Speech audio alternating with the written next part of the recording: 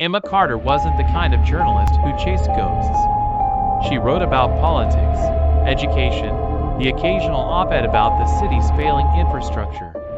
But tonight, as she stood in front of the dilapidated hospital on the outskirts of town, flashlight in hand, she felt like she'd stepped into someone else's story.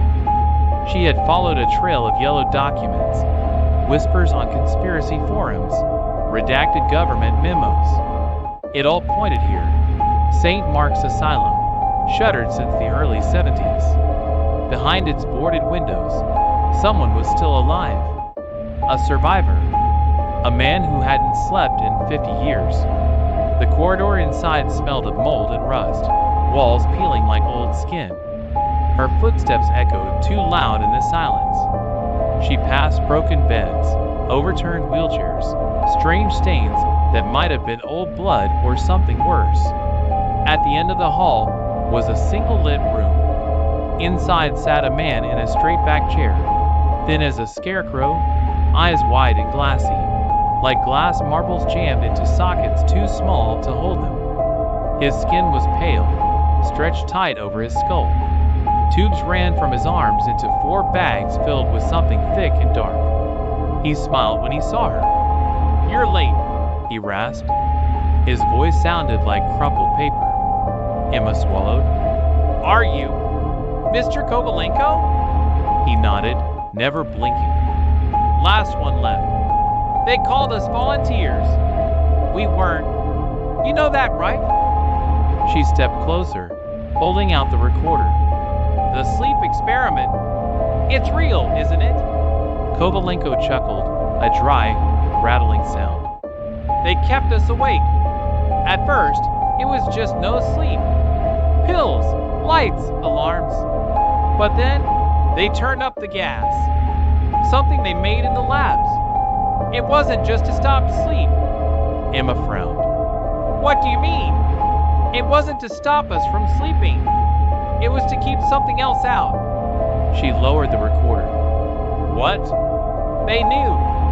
Once you pass the threshold, after so many hours awake, something knocks. And when you sleep, you let it in."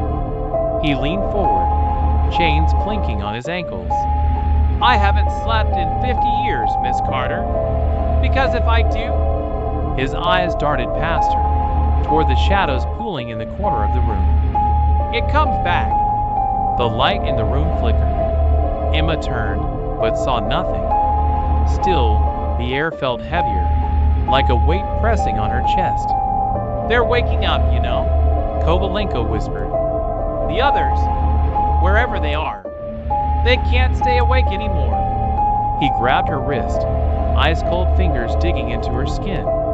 "You have to warn them," he hissed. "Tell them to keep the lights on.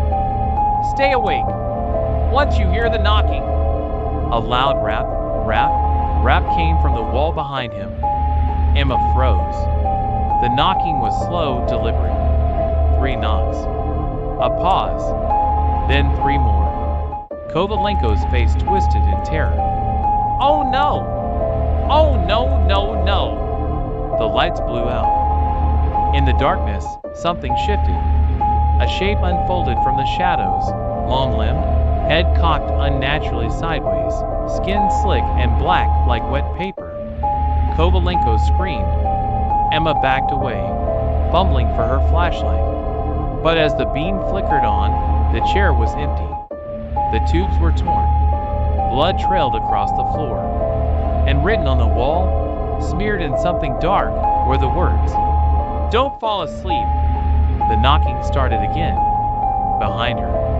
This time much closer.